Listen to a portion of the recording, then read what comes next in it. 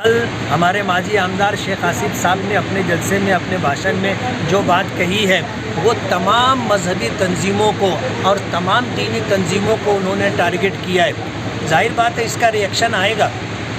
और किसी शायर ने कहा है ना कि आज चश्म अश्कबार ज़रा देख तो सही, ये घर जो बह रहा है कहीं तेरा घर ना हो।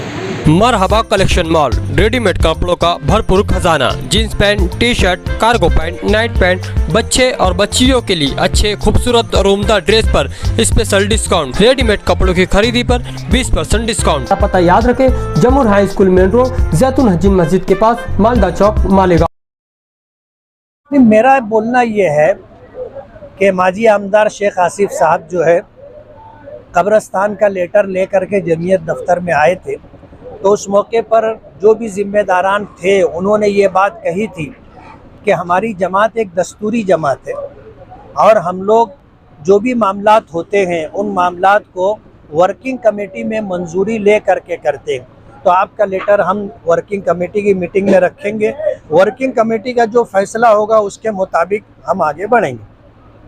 हमारी वर्किंग कमेटी की मीटिंग हुई तो वर्किंग कमेटी की मीटिंग में जो हमारे मेंबरान थे उनकी तरफ से जो बात सामने आई वो समझने की है। एक तो ये है कि कहने वालों ने ये बात भी कही कि अगर सिर्फ इन दोनों ख़ानदानों के दरमियान, मैं ख़ानदान बोल रहा हूँ, जो वर्किंग कमेटी की मीटिंग में बात आई थी कि दोनों ख़ानदानों के दरमियान जिस कब्रस्तान को लेकर के तनाज़ा है, ये दोनों के दोनों कारपोरेशन में थे और जब कारपोरेशन में थे तो कारपोरेशन में उस ज़मीन के जो मालिक हैं, कारपोरेशन ने आज 25 साल पहले, 30 साल पहले उसको रिज़र्व किया था।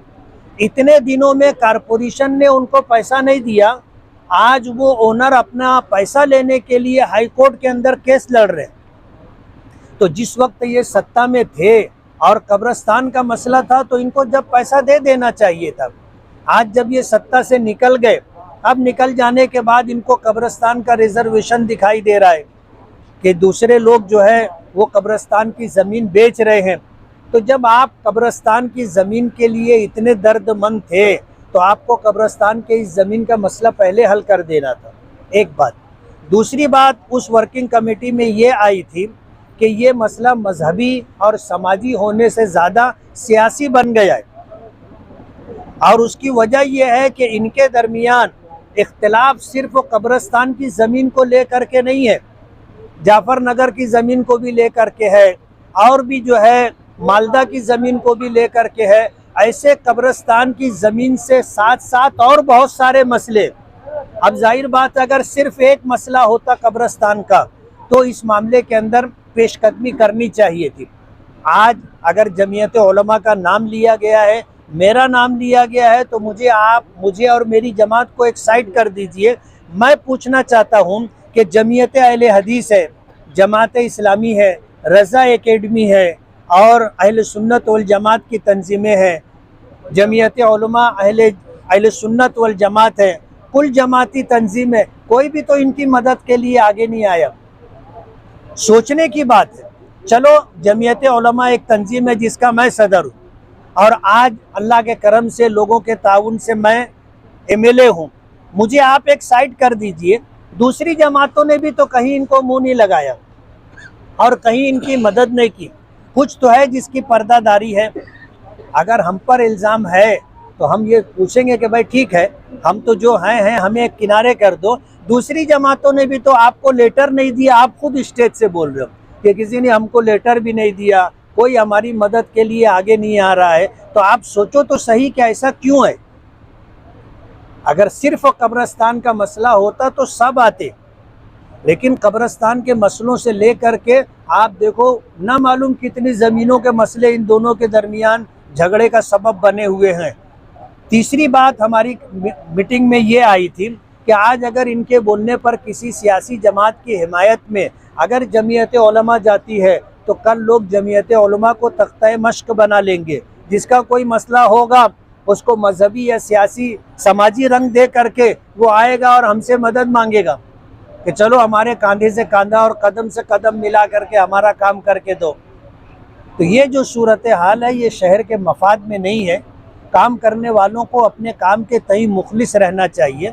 ऐलान ये करना कि ये गैर सियासी काम है और फिर उसके बाद सियासी तौर पर 100% फ़ायदा उठाने की कोशिश की जाए, तो ये शहरियान के साथ यानी शहरियान का अच्छा इस्तेमाल नहीं है, बल्कि पूरे शहर को जो है ये धोखाधड़ी और इसी तरह फरेब में मुब्तला करने की बात। वहाँ कब्रिस्तान बनना चाहिए कि नहीं? आप कब्रिस्तान बनना चाहिए, उस इलाके की ज़रूरत है कब्रिस्तान, और इससे कतई नज़र कि इस कब्रिस्तान को बाकी रखने में और इस कब्रिस्तान को ख़त्म करने में कौन सी सियासी पार्टी या कौन सा ख़ानदान इसमें है, हम इससे बहस नहीं करना चाहते। हमारा ये कहना है कि वो इलाका कब्रिस्तान से बहुत दूर है, उस इलाके में कब्रिस्तान होना चाहिए और कब्रिस्तान रहे। इस सिलसिले में चंद दिनों पहले मैं कॉरपोरेशन गया था, वहाँ जा कर के उस कब्रिस्तान के ताल्लुक़ से कमिश्नर से और उससे रिलेटेड डिपार्टमेंट के अफसरान के साथ मेरी मीटिंग हुई है। और हैरत की बात यह है कि जो लोग कब्रिस्तान का मुद्दा उठाते हैं वो कभी बोलते 3 एकड़ जगह है, कभी बोलते 5 एकड़ जगह है, कभी बोलते 8 एकड़ जगह है। तो ये हुआ कि यार देख तो लें कि है क्या सच्चाई। तो कॉरपोरेशन जा कर के हमने पूरी मालूमात ली है। जो लोग कब्रिस्तान के मुद्दों पर बात कर रहे हैं, आज ऐसा हो रहा है कि एक दूसरे को टारगेट करके उनके जितने भी इस तरह 2 नंबर के काम हैं उजागर किए जा रहे हैं। सियासी तौर पर देखा जाए तो हमारे लिए सूदमंद है, हमारे लिए उसमें बहुत बड़ा फ़ायदा है कि कम से कम सच्चाई तो लोगों के सामने आ रही है। कल हमारे माजी आमदार शेख आसिफ साहब ने अपने जलसे में, अपने भाषण में जो बात कही है, वो तमाम मजहबी तंजीमों को और तमाम दीनी तंजीमों को उन्होंने टारगेट किया है। जाहिर बात है इसका रिएक्शन आएगा। और किसी शायर ने कहा है ना कि आज चश्मे अश्कबार ज़रा देख तो सही, ये घर जो बह रहा है कहीं तेरा घर ना हो।